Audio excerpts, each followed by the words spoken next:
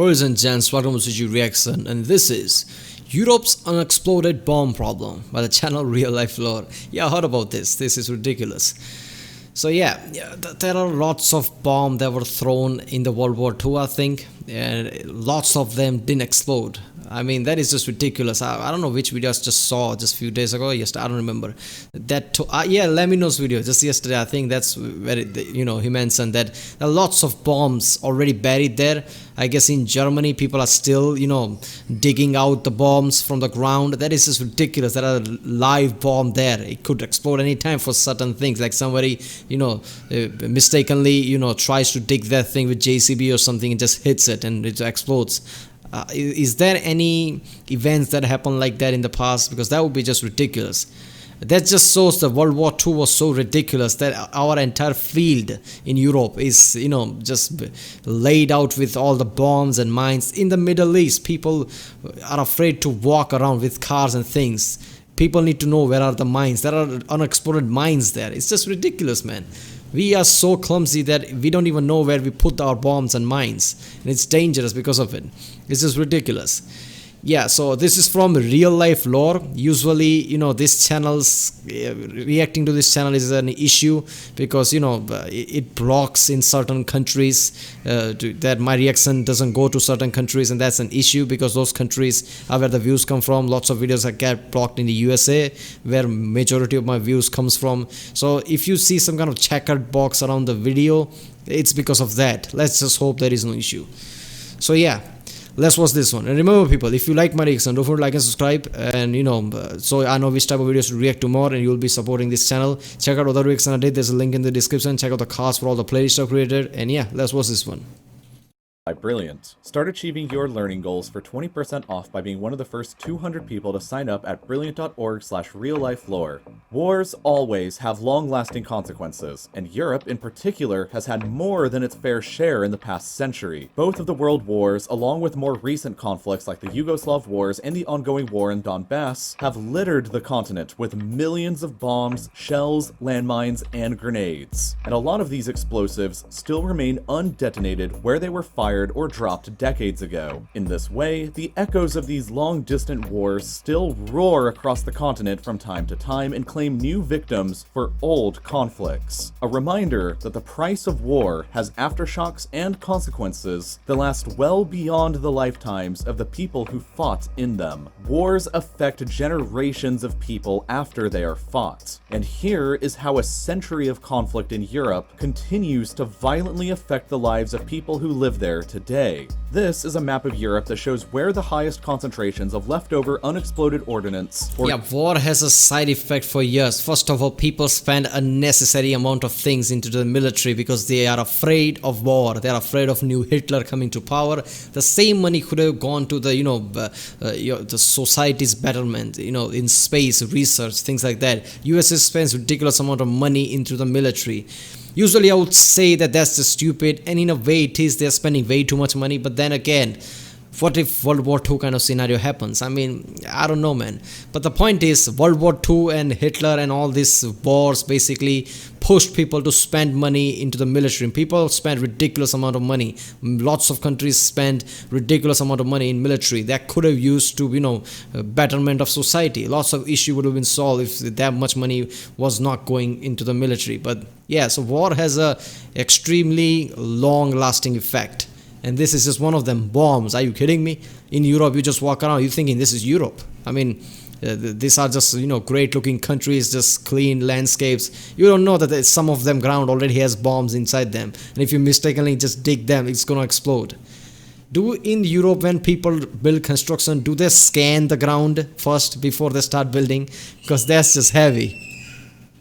Where UXOs exist. The most heavily affected regions are Spain from the Spanish Civil War, the northeast of France and Belgium from the First World War, the area around London and southern England from the Blitz, Germany and Italy from years of bombing and fighting in the Second World War, Bosnia and Croatia from the Yugoslav wars, and eastern Ukraine from the ongoing war in Donbass. So let's begin with Spain.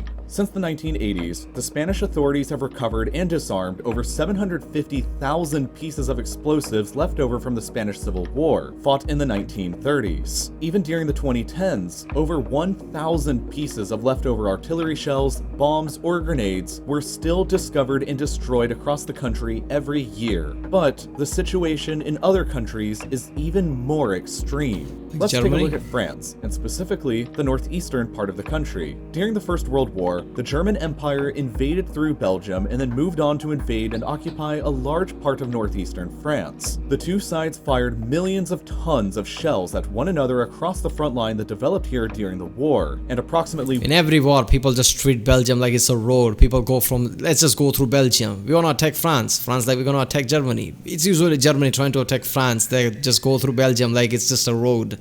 1 in 3 of these shells never actually detonated. In the Ypres salient alone, it's believed that 300 million projectiles the British and Germans fired at one another were duds, and most of them have never been recovered. The bombs and shells were buried when they hit the ground or swallowed up by the mud, and they occasionally come back up to the surface over time. So because of the millions of tons of unexploded bombs still lurking about, the French government established this zone in the northeast of the country after the end of the war, and the red area in particular here became known as Zone Rouge, the area of France that was the most severely destroyed and ravaged by the conflict with the highest concentrations of unexploded shells. Human settlement, habitation, and trespassing in the zone were forbidden, and the area was left alone to return back to nature. What's crazy though is that there are still some areas within the Zone Rouge that are off limits to humans even today in 2020, and in some of these areas the concentration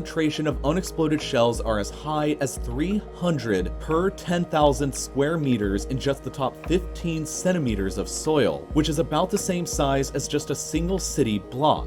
99% of all plant life continues to die in these areas even today because of the vast amounts of lead, mercury, arsenic, and other poisons that have contaminated the soil. The French authorities continue to remove around 900 tons of shells from the area every year, and ever since the end of the war in 1918, 630 French and over 20 Belgian clearers have lost their lives trying their best to heal the scar and return the land to its original beauty. It may take 300 more years before the last of the Zone Rouge is successfully cleared back to normal, and so it remains an ugly and until then another war is gonna come and litter the place again, because we are humans and we are assholes. Scar across France that reminds us of darker times. But Europe has even more scars on her face that came from conflicts after the First World War. Let's take southern England for example. Between 1940 and 1944, the German Reich dropped 30,000 tons of bombs across the United Kingdom during the Blitz. Most of these landed across London and southern England, and many of them never exploded and remain hidden across the area. I'm not gonna lie, I'm hearing about London constantly being bombed like that in World War I, even in World War II. How is London even there? This is heavy. Like old sleeping Nazi sentinels just waiting to claim even more victims in our modern age. In 2007, a bomb was discovered in Plymouth that required the evacuation of 1,000 people, and in 2018, another big German bomb was discovered underwater in the Thames, which forced London City Airport to cancel all of their flights while it was diffused. Every so often, the discovery of an old bomb somewhere in England triggers the evacuation of thousands, but the discovery of old bombs in Germany will sometimes trigger the evacuation of tens of thousands. While Germany only managed to drop 30,000 tons of bombs on the UK, the Allies managed to in turn drop 1.35 million tons of bombs on Germany, and around 10% of these never exploded. So that's 13,500 tons of bombs that continued to exist in Germany following their Now I understand why Autobahn has no speed limit, because everybody afraid a bomb's gonna go off, so they drive fast as they can.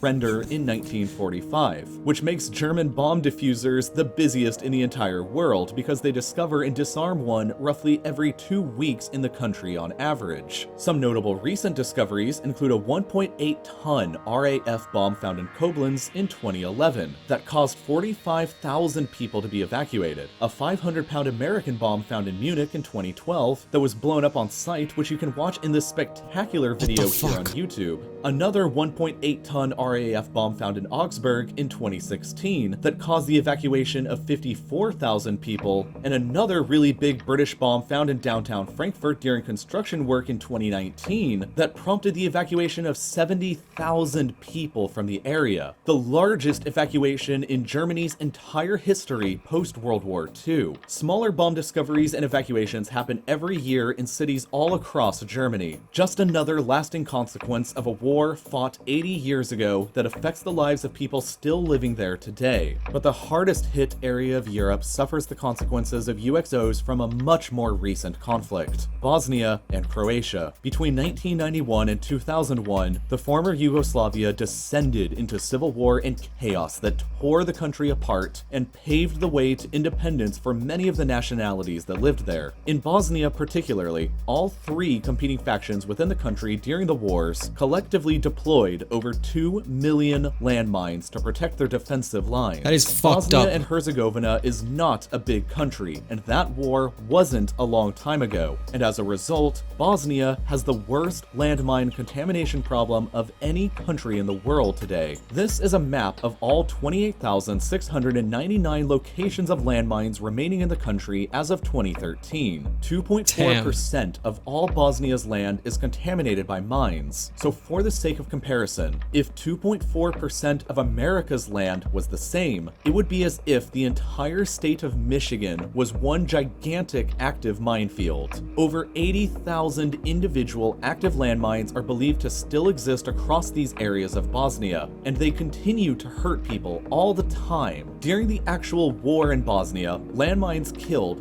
3,399 people in the country, but since the war ended, the landmine That is way too many landmines, man. Damn, that is scary. How do the people just live that normally? I would be afraid all the time. Look at that, that's way too much. How are they going to recover that, all of that? Damn. mines have continued to kill an additional 1,750 people, all of whom had to violently die completely needlessly after the peace was already signed and agreed to. Landmines kill indiscriminately and without mercy, and the majority of victims are always children and civilians. Bosnia and Herzegovina is actively trying their best to clear the country of these ugly scars, but without a source of serious funding, that goal is nowhere close on the horizon. And nearby Croatia too is a country that continues to be plagued by the scourge of landmines. Just like in Bosnia, every side in the Croatian War of Independence used landmines extensively, to the point where 1.5 million were deployed across the country. As of 2013, this is a map of the location for all of the minefields that continue to exist here. 31,000 total mines, marked by over 12,000 warning signs that places 1 out of every 5 Croatians within close proximity to an active landmine. That is Since fucked the up. end of the war in Croatia, leftover landmines have killed over 5. Alright, this is way too much. 1 out of 5 people are in danger like that. What the hell? This should be the main priorities. I mean, I hope they are clearing it slowly. This is ridiculous, man.